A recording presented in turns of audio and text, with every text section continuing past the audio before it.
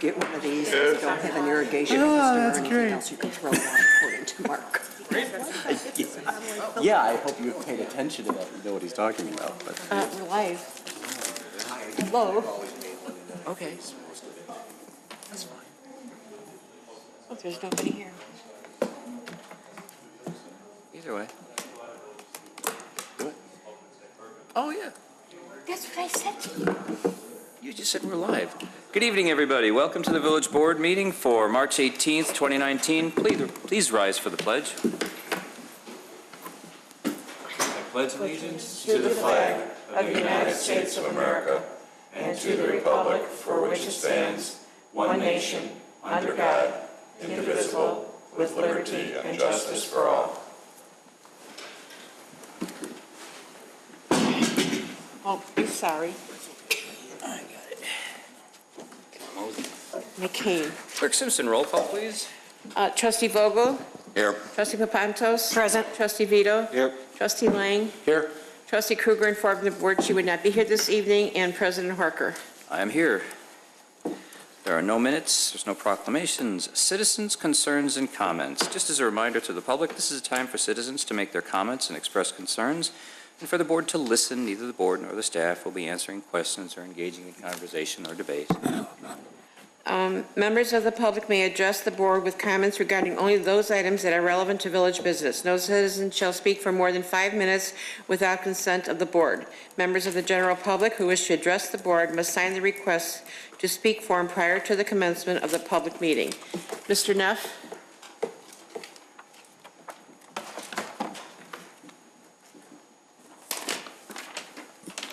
Hi, good evening, everybody. Steve Neff, Wheeling resident, long time. I'm one of the founding members of CARE, Citizens Against Runway Expansion. I'm just kind of here to refute allegations that I don't do my homework, and I'm entrenched in misunderstanding. Well, I just want to lay out some of the facts as I know them regarding the airport expansion. So, first document is the original intergovernmental agreement that was signed by the City of Prospect Heights and the Village of Wheeling in 1985. So under goals and responsibilities, it was written by both municipalities to limit all existing runways to their present lengths. So then we get into 2005, they restated the intergovernmental agreement. That's when they removed the commission and put in directors. But that language about limiting all existing runways to their present lengths was removed. So I'm just trying to figure out why I got involved in, or just speak about why I got involved in this airport expansion business. So another document I uncovered was a letter from the airport to the Illinois Department of Transportation, and it basically states, as an outcome of a strategic plan, the airport reached out to IDOT, Division of Aeronautics, to review runway length requirements, stating a 1,500 or 2,000 extension of the 1634 runway would be expected to meet operational requirements. And the airport asked the FAA for a feasibility study, and then they had CMT create exhibits, and this is a preliminary 1634 2,000-foot runway extension airspace study, which basically takes it right into Quincy Park and Prospect Heights.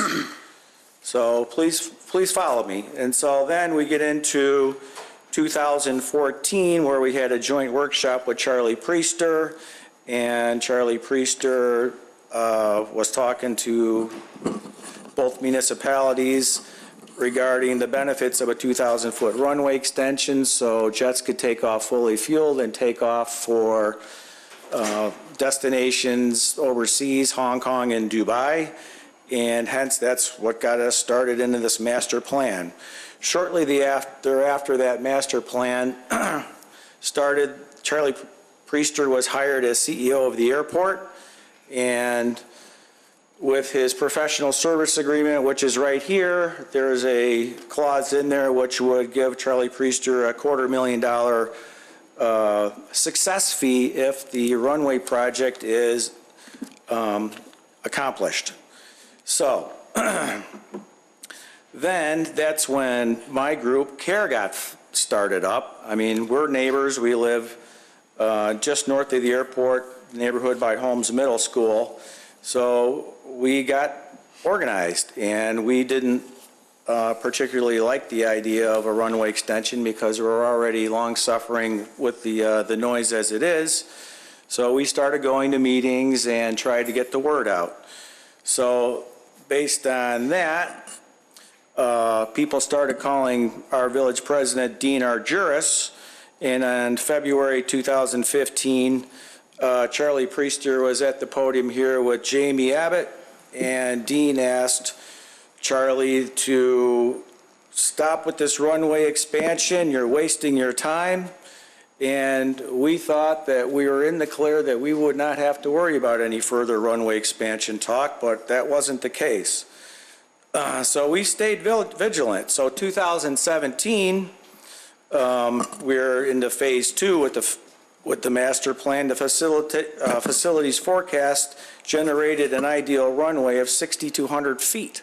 So that goes way beyond the existing roadway borders. So then we go on to phase 3 of the master plan, and CMT presented a no-limit approach to expanding the airport and is offering options featuring a 5,700 foot, 6,200 foot, and 6,700 foot options, so-called the preferred alternatives. So that's what got a lot of people involved, and we got the word out. They started showing up. And, you know, the next step is going to be an airport layout plan. Can you wrap it up in a sentence?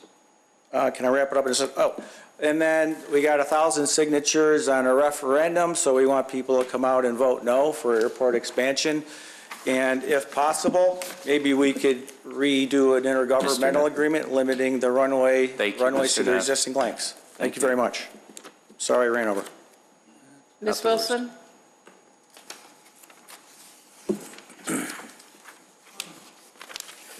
Hi, I would like to address a very interesting comment that Mary Papantos made at the last meeting during her official, or maybe it was 2 meetings ago perhaps, during her official communications. She brought it up in response to a concern that I had about a lawsuit that we lost against the Edgar County Watchdogs, who had asked for 30 days of data points from the swipe card records of our village manager. And she had a very reasonable argument that, you know, she knows he's here very late. And in the corporate world, they'll often offer flex time. So if you start later, you leave later, and so on and so forth. So that could be reasonable in a corporate setting. But my concern for it here in a municipal setting is that as the top administrative official of our village in charge of the day-to-day operations, if he's not here a lot of the mornings or comes in late, then it's kind of hard to supervise the staff. So even though he may be able to complete tasks late at night when the building is empty, I feel it's his duty, and actually his job description, which is codified into our municipal code, specifies that his job is over all department heads and all divisions. So I'm very concerned. I know that that our attorney, Mallory Maluzzi, I sat in on those oral arguments at the Daily Center, and she said that she wanted to confer with her client to see if we were going to take it to the appellate court. I was hoping to hear an answer this evening. My concern is that it was just a 30-day window of time, and of course there are many times, as I've said before, where you might walk in with someone else and swipe in with someone else, and maybe even half the days out of the month you might be doing that. But if there's a pattern of 30 days where somebody's always coming in late, that I feel like we're not getting the most bang for our buck for our village managers. So that combined with, I just did a FOIA request of the police chief for his video surveillance of him entering and exiting any village building over a 3-day period of time, a period of time where I actually interacted with him with Martin Say present right here in Village Hall, and the records I got only showed him entering and exiting a garage. And so my response to the village manager was that, you know, I know I was here with him in other buildings, so you haven't provided all the records. And his response was that, well, we're no longer in possession of those. So he has admitted in an email that he was duty bound to maintain those records if there's any chance of litigation or being denied. So they provided a portion of them for the same day, but now they're saying that they're no longer available. So what I'm very concerned about with our village, our police chief, shortly after you hired him, you purchased a couch for his office. So I know that he is a two-time survivor of cancer, and I'm not without compassion for a situation like that. I did go to the pension meeting to see if he participated in the pension system. He does not. He does collect a pension of over $100,000 a year from Buffalo Grove. I'm not sure how he said that we need another deputy chief. I just think it has dawned on you that perhaps he's not able to perform his duties due to his history of illness. It's not our duty to do compassion jobs for people. I know that he went to high school with Ray Lang. I don't know if that has anything to do with his employment here, but I think it's not good optics when you have denied records. The court has ordered you to turn them over, a 30-day period of time. Any taxpayer has a right to know if he's supervising employees at Village Hall. I think the argument you made against it goes against what the judge says. So she said, and if we lose this lawsuit, you are responsible for the legal fees for the Edgar County Watchdogs. And if you take it to the appellate court, you're responsible for whatever. And if they win there, you're going to have to pay their legal fees as well. So I think that if there's nothing to hide in those swipe card records, then by all means, you should release them. And if there's days he's coming in late, then I'm sure that he should have appointments and things to explain where he was at doing his village duties. So while I'm pleased that perhaps he does stay here very late at night and can accomplish the things you've hired him to do, it sets a bad example for employees if the boss is out and not strolling in until halfway through the day, a majority of the days. It's bad optics, because if you deny the records, it gives the impression there's something to hide. I think if you've got nothing to hide, you should release them. And what I'm concerned about is the reason you're not releasing them is perhaps it will reveal, you know, that he is in fact coming in late. The reason why they're saying that J.B. Dunn, they destroyed his records coming in and out. You've admitted in an email to violating the Illinois Records Retention Act. Anytime you make a FOIA request, they're denied. Anytime there's a potential litigation, you are duty bound to maintain those records. And in 1 week's time, they've suddenly disappeared. Records, the surveillance video from the very same day. Thank you, Ms. Wilson. Thank you. Anybody else? Mr. Gertz? Your water bottle. Thank you.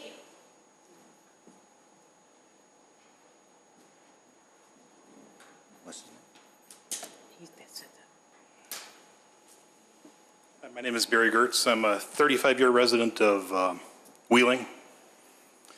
I'm coming before the board and the police department asking for some help. This past winter, the police department went around, we had some large snowfalls, and ticketed every car in every cul-de-sac in Harmony Village at $30 a pop. The village's thing is, well, move your cars. Where do you move them to? There's, several hundred cars. You're making, thousands of dollars every time you go through and ticket every car in the village, in Harmony Village.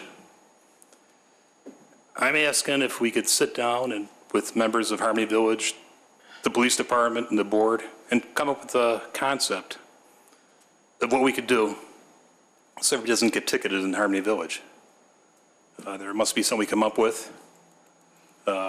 Possibly alternate street parking, so it can be plowed over 2 days. It's just, in 35 years, they've only ticketed on Harmony and Fern, the streets that go around the whole complex. They never ticketed on the cul-de-sacs. I understand it needs to be plowed, but we need to come up with a system. And it was the village who approved the parking when they allowed Harmony Village to be built. So if we could work with us and come up with a plan, I would greatly appreciate it. Thank you. Thank you, Mr. Gertz. That's it. Thank you, everyone. We have no staff reports, so there is a consent agenda. Clerk Simpson. Consent agenda. All items listed on the consent agenda are considered to be routine by the village board and will be enacted by one motion. There will be no separate discussion of these items unless a board member or citizen so requests, in which event the item will be removed from the general order of business and considered after all other agenda items. 11A, resolution authorizing acceptance of the State of Illinois' previously bid contract with CDW Government LLC for a one-year renewal of a support maintenance contract for Cisco SmartNet Technical Services in the amount of $39,999.72. 11B, resolution granting a permit to Clearbrook to conduct a Tag Day event on May 10th and 11, 2019. 11C, resolution authorizing the publication of the official zoning map to document zoning map corrections and recent zoning changes. 11D, resolution approving an amended and restated intergovernmental agreement in regard to claims adjuster and safety consultant services. 11E, resolution ratifying termination of a 3-year contract with Perfect Cleaning Service Corporation, waiving competitive bidding, and approving a 3-year contract with Crystal Management and Maintenance Service Corporation for janitorial services at village facilities in a total amount not to exceed $232,225. 11F, resolution authorizing the approval of an Astro infrastructure service agreement with Motorola Solutions related to the dispatch capabilities within the 911 center in an amount not to exceed $35,000 in FY 2019. Item 11G, resolution approving the release of certain executive session minutes of the President and Board of Trustees of the Village of Wheeling, Illinois. 11H, resolution approving the recycling of certain executive session audio tapes pursuant to the Illinois Open Meetings Act 5 ILCS 120/2.06C. Any questions or comments? Make a motion to approve. Second. Vogel. Motion Vogel, second Lang. Roll call, please. Trustee Vogel? Yes. Trustee Papantos? Yes. Trustee Vito? Yes. Trustee Lane? Yes. President Horker? Yes. New business. Want me to read 13A? How do you want to do Yes. this? Yeah, Okay. please. Should I read 13A and B then? No, they're separate. Just 13A? Yes. Ordinance granting special use site plan approval for a tool equipment rental facility with outside display storage, 318 North Milwaukee Avenue, House of Rental, docket number 2018-30. Mr. Jennings, unless I miss anything, the petitioner has requested that the item be referred back to the Plan Commission. Therefore, we would ask for a motion to refer item 13A to the Plan Commission to reopen the hearing on April 11th, 2019 to consider additional screening material. So moved. Motion, Trustee Lang, second. Second. Trustee Papantos, roll call, please. It was Vogel. It was Vogel. I'm sorry. it I was looked right Vogel at him. Papantos. Right, it's Dr. Vogel. Okay. It's going to be a short meeting. That's okay. We can get it done. We can do this. The voice was deep. I promoted We you can to do Dr. this. Dave. Okay. Trustee Vogel? Yes. Trustee Papantos? Yes. Trustee Vito? Yes. Trustee Lang? Yes. President Horker? Yes. All right. B. Okay, B, motion to refer hearing on variations to permit increase in wall signs at City Works Eatery and Poorhouse, 365 West Dundee, back to the Plan Commission, docket number 2019-4A and B. Mr. Jennings, what do we have here?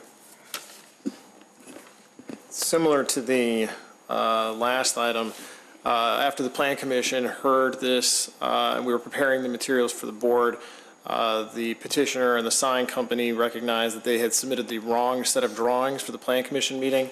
They would like to return to the Plan Commission to ask the Plan Commission to entertain a motion that refers to the correct drawings. All of this is within the scope of their original request. They just submitted the wrong drawings for the meeting. So they're requesting that the board make a motion to refer this back to the Plan Commission for a hearing on the 28th of March. Anyone interested in making that motion? So moved. Motion, Trustee Lang. Second. Trustee Vogel. Roll call, please. Trustee Vogel? Yes. Trustee Papantos? Yes. Trustee Vito? Yes. Trustee Lang? Yes. President Horker? Yes. Item C? Yes, please. Okay, Item C. Ordinance vacating Kerry Lane, Jean Avenue, Carroll Avenue, and a portion of Wolf Road, Panattoni Development Company. And read D also, please. And item D, resolution approving the final plat of subdivision for Wolf Road Industrial, 1020, 1022, 1026, 1027, and 1030 Carroll Avenue, 37 Kerry Lane, 1020 Plant Road, and 1032 South Wolf Road. Mr. Jennings, you want to explain this, please? Sure, thank you. Both of these items relate to the development of the industrial building that was heard by the board on March 4th. You'll probably recall from that discussion that the final plat associated with this has a prerequisite that they first go through the vacation process to vacate the existing right-of-way within the development area. The board did approve the site plan, the zoning entitlement for the speculative industrial building, subject to the condition that these two pieces of legislation be passed. So the first item is the ordinance vacating the right-of-way. You can see depicted here on the screen, the gray shaded area would be the existing right-of-way that is inside the proposed site for the development. Once the vacation is approved, they would be able to complete the vacation through the conditions that are outlined in the ordinance, primarily the payment for the compensation for the value of the vacated area. And then they would be able to record the plat of subdivision for the development. So it's a chain of events that started on March 4th. These two items would be the last items that they need in order to move ahead prior to the permitting for the building itself. The petitioner's here if you have any questions as well. Any questions from the board? Trustee Lang? You know, this was exactly what the comprehensive plan called for 2002 when it was approved, is to take this land and gather it together for light industrial use. And it's good to see that it finally, after all these years, has come together. Thank you. Thank you, Trustee Lang. Trustee Papantos? Just for clarification, on the plat of subdivision, 1020 Plant Road is the airport administration building, and so I'm confused why that, is this address going to be corrected at any time? I'm sorry, I didn't mean to cut you off. There is a placeholder address. There is no address for the vacant parcel. I referred back to the owner address, which is 1020 Plant Road. So it is something that I think is noted on the plat itself, but it's not an actual designation of the address for that property. Thank you. If there are no other questions or comments, I'd be looking for a motion to approve one at a time. We'll do C first, please. So moved. Motion, Trustee Lang, second. Second. Trustee Papantos, roll call, please. Trustee Vogel? Yes. Trustee Papantos? Yes. Trustee Vito? Yes. Trustee Lang? Yes. President Horker? Yes. Now I need a motion to approve the resolution D. So moved. Motion, Trustee Lang, second. Second. Trustee Papantos, roll call, please. Trustee Vogel? Yes. Trustee Papantos? Yes. Trustee Vito? Yes. Trustee Lang? Yes. President Horker? Yes. Official communications. Did you have something? Yes, I do. You told. Okay. The last day to request a mail ballot for the April 2nd consolidated election is March 28th. Early voting and grace period registration are open and will end on Monday, April 1st. The wheeling location for both grace period and early voting is the Georgian Angela Paderakit Center at 199 North First Street. For more information, please visit www.cookcountyclerk.com. The Wheeling Historical Society on March 27th, which is a week from Wednesday, we will be having the Chicago Mob presentation. If anybody's interested, it will be held at Chamber Park. There is no charge for admission, and we do have homemade treats. And it starts at 6:30. And one other thing, happy birthday, President Harker. Oh, not till Wednesday. I know, but we won't be here Wednesday. Thank you. Okay. Thank you. Trustee Papantos? Thank you. Just to clarify, Manager Spondelis, does your contract give you hours that you're supposed to be reporting to work? No. Thank you. And as I said before, and I will say again, I've received emails from you before 7 a.m. and emails, at 10 p.m. when needed. You are constantly available. It is 24/7. I don't know what the tirade was again, but it's gotten a little bit old. I just have to throw my 2 cents in. Sorry.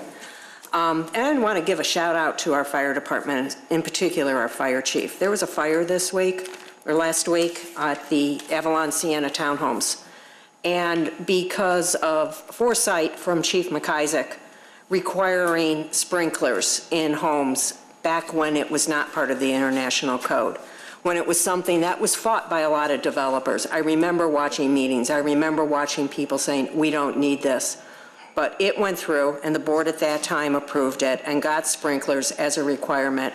And while there was damage, it was minimal, and there were no lives lost, and there was substantially less damage than if there had not been sprinklers. So congratulations to the Wheeling Fire Department once again. Thank you.